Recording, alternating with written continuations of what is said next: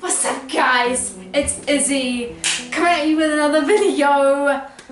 So Dwayne isn't here right now because he's probably on the red carpet, but I brought someone else in here today. Hi, I'm Izzy's dad. I love pikelets, therefore I'm going to show you how to make them. No sarcasm. Wasn't, I really love pikelets. They're my major food group. So here we have the equipment as well. So large bowl, Pyrex stud, jug / measuring cup, a spatula, a wooden spoon, a metal spoon, and some measuring spoons. Pikelets. One of the best foods you can have. Actually, I remember when we were young and we'd come in from work on a Saturday afternoon, my mum had made pikelets, and we had one of those shack-lock ovens that were like, we thought were really flashed the digital, but they only just rolled over so the little clock went click. It's probably quite retro now. Anyway, it doesn't matter. My piece of remembering pikelets. They're actually Welsh. It's from a borough pickled or something like that. I don't speak Welsh, so that's the word. But it was like a brown or black sticky bread, and eventually made its way into England as things do, anglicising it to pikelets and then pikelets, also known as pancakes in Australia and New Zealand. In Australia it's actually a term of abuse. Calling someone a pancake is stupid, calling them a pikelet is even stupider than a pancake. How's that? Little information that no one ever needed to know. Anyway, let's get on to how to make pikelets.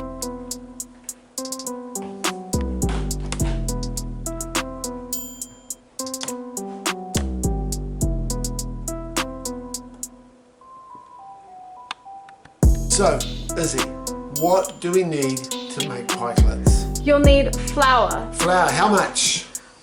1 cup. 1 cup of flour. Cool, 1 cup of flour. Pour it in the bowl? Yes. Right. Done. What next? You need 1 teaspoon of baking powder. 1 teaspoon of baking powder.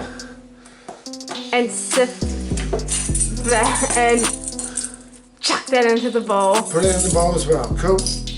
Right, done. What next? You'll need to add the salt, which is 1/4 of a teaspoon of salt. You know, 1/4 of salt. Give it a good shake. Everyone likes salt. Next. In another bowl, another beat bowl. the egg and sugar with a whisk. We can use the old Pyrex jug here because we're not using that at the moment, so we'll put that in there. So what is it? The sugar? The sugar and the egg. The sugar You'll and need the egg. 1 egg and 1/4 of a cup of sugar. 1/4 of a cup of sugar. Let's do the sugar first. Right, put in the 1/4 of a cup of sugar in there, and then the egg. Yeah. All right, and then we beat it up, do we? Yeah. Until pale and thick. Check this out, old school. You can use an electric beater, of course. You probably get battery ones these days, but this is pretty cool. It's my parents. It's that old.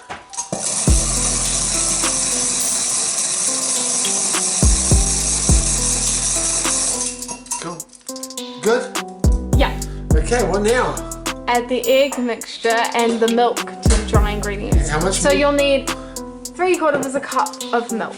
That's 3/4 of a cup of milk? 3/4 of a cup. That's of right, milk. okay. Measuring 3/4 of a cup, just as per instructions. Approximately. 3/4, just like you said. Into the mix it goes. Yeah. Right, we've still got the butter. Where's the butter going?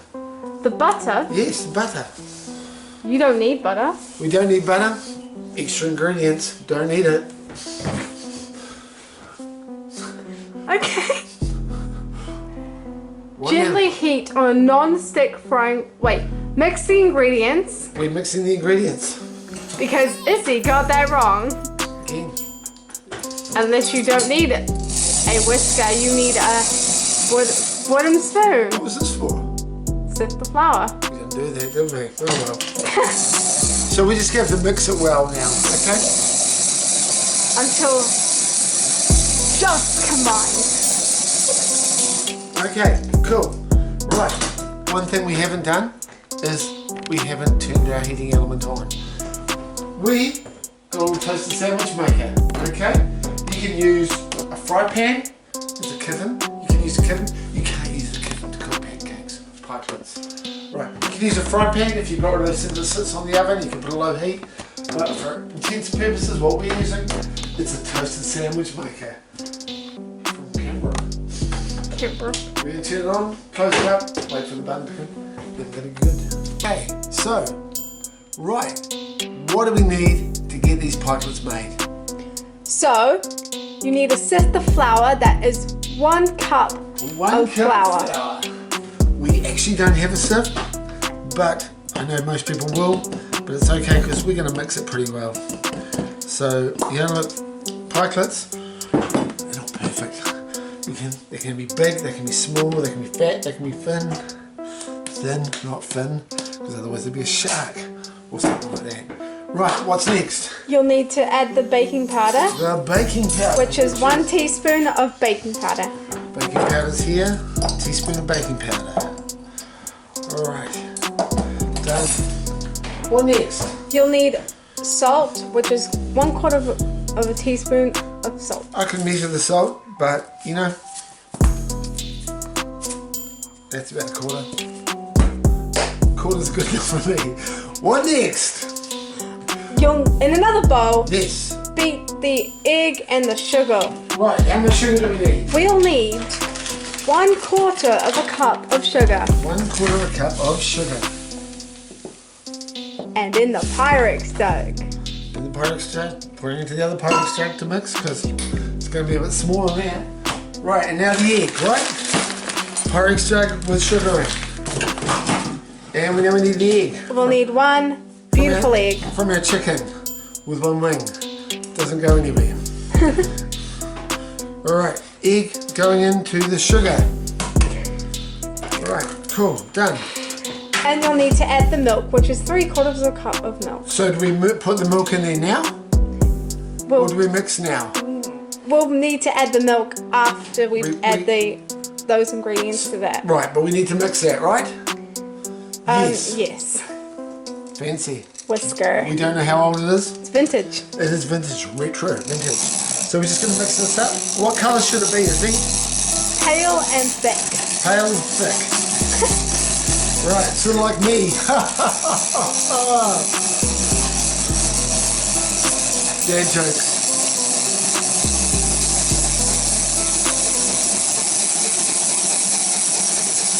I think that might be enough.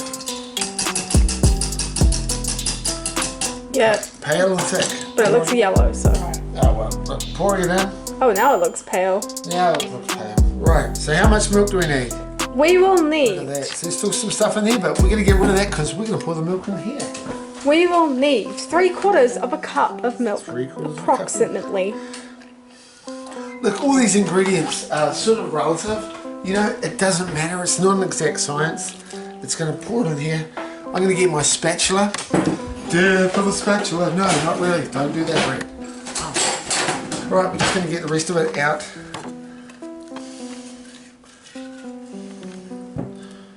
Okay, so then we've got everything in there. Is that all the ingredients we need? Yes. What about this ingredient? Wait, this doesn't go in the bowl. This is for me. I don't condone drinking alcohol while cooking, but anyway. So we mix it all up now? We will mix it all up with a wooden spoon. Unless you want a metal spoon. Or we can Or use- a plastic spoon. I could use the beater as well. Or the beater, Should I use the beater? if you want to. Just showing for those people at home how it's starting to join together into a nice gooey dough. But we can make this faster by using the beater, which we will now, especially since we didn't sift the flour. And it's probably good to get this going. Okay, not too fast now, otherwise it will go everywhere. And you'll have to clean up the mess.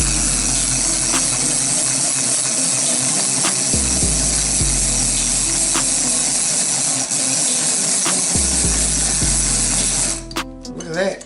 I think we've got our pikelet mixture. Ta-da! So you know, you can actually use like a fry pan, or if you've got one of those little sort of things that fit over your grill on your oven, you can use that. But we're going to use the toaster sandwich maker just because A, we've got one, it's a nice heat, it takes a little bit longer, but look, you know, it saves on dishes. And in our house, dishes are important.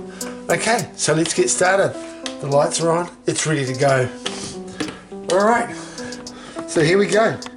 Make sure they're a little bit thin, and just, I've got a plastic spoon because I like my pikelets big. You can make them small, you can make them however you want. Put them on like that, here we go.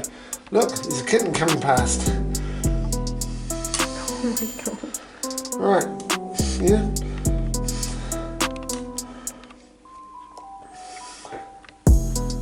These are quite thin, the mixture's quite thin. Usually they'd be a bit thicker than this, but like I said, it doesn't really matter, you know? Almost a crepey type thing. They look beautiful. Do you think? Well, thank you. It took a while, and I really enjoyed making them. Not really. So what we do now is we just let them cook, okay? It's going to take a while. What happens? They'll start bubbling. You can see little bubbles coming up in here. When a lot of that is bubbled, you know it's cooked, and you just turn it over.